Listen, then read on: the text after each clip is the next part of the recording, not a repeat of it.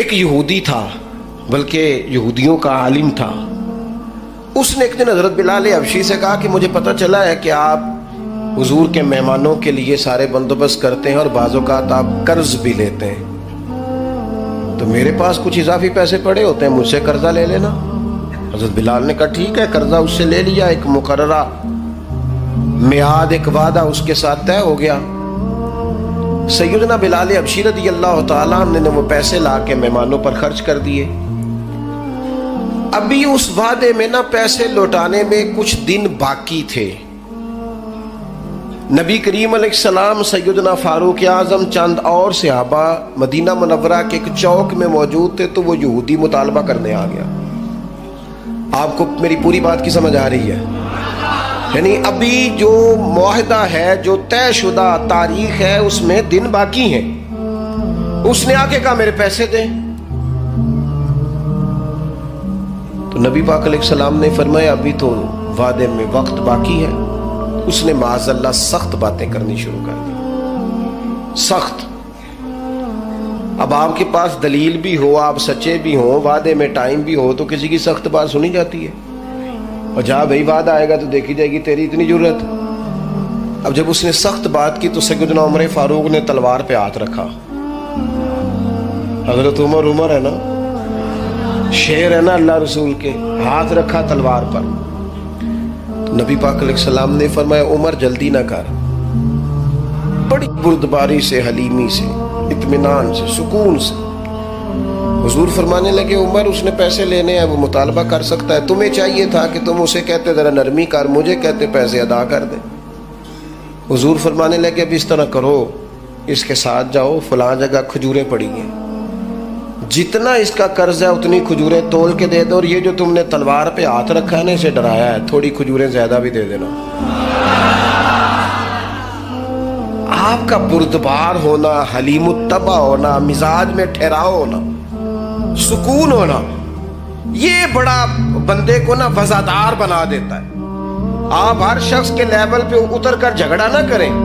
میں نے دیکھا ہے سیانا بیانا آدمی بچوں کے ساتھ بحث کر رہے ہیں، سمجھدار آدمی ہو کے ایک نادان سے گفتگو کر رہا ہے. میں نے شاید پہلے بھی آپ سے کہا تھا کہ میرا ایک فتویٰ ہے، اس سے اختلاف بھی کیا جا سکتا ہے. میرا فتویٰ یہ ہے کہ میاں بیوی کے جھگڑے میں اکثر قصور میاں صاحب کا ہوتا ہے.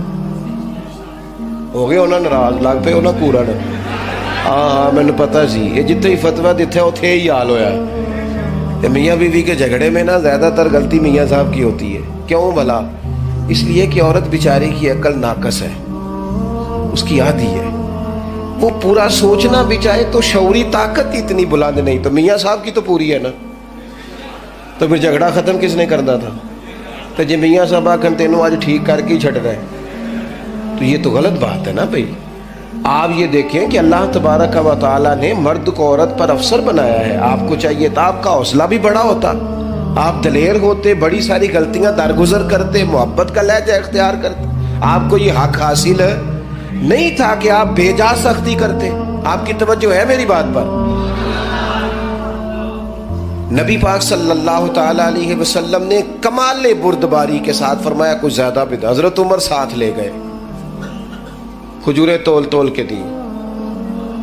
حضرت عمر کہتے ہیں اب حضور کا حکم تھا، تھوڑی زیادہ بھی دی، لیکن وہ سیدنا عمر کے مزاج میں جلال تھا. فرماتے ہیں وہ مجھے کہنے لگا عمر ایک بات کرنی تھی.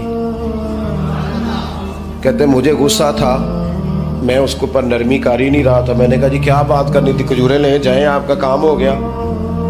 کہتے ہیں وہ کہنے لگا عمر میرے دوست میرے اوپر سختی نہ کر، میرا مسئلہ سمجھ.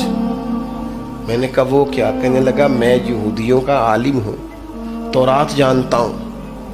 میں نے نا تورات میں آخری نبی اللہ کے محبوب علیہ السلام کی جتنی شانیں پڑھی تھی نا، وہ ساری رسول پاک میں موجود ہے. ایک شان میں نے یہ حضور کی پڑھی تھی کہ وہ بڑے حلیم ہوں گے، بڑے بردبار ہوں گے، ان کے مزاج میں کمال حوصلہ ہوگا، اور جتنا جتنا کوئی جہالت کرتا جائے گا محبوب کی بردباری اتنی بڑھتی جائے گی. عمر میں نے جان بوجھ کے قرضہ دیا تھا، باقی ساری شانیں دیکھ لی تھی، یہ میں دیکھنا چاہتا تھا. میں نے قرضہ بھی جان بوجھ کے دیا، وقت سے پہلے بھی جان بوجھ کے آیا، سخت باتیں بھی معاذ اللہ کی، لیکن جب رسول پاک صلی اللہ علیہ وسلم کی بردباری، حوصلہ اور وفاداری دیکھی تو عمر اب تو مہربانی کرنا، مجھے لے چلنا مجھے نبی پاک سے معافی بھی لے کے دے دے اور رسول پاک کا کلمہ بھی پڑھوا دے.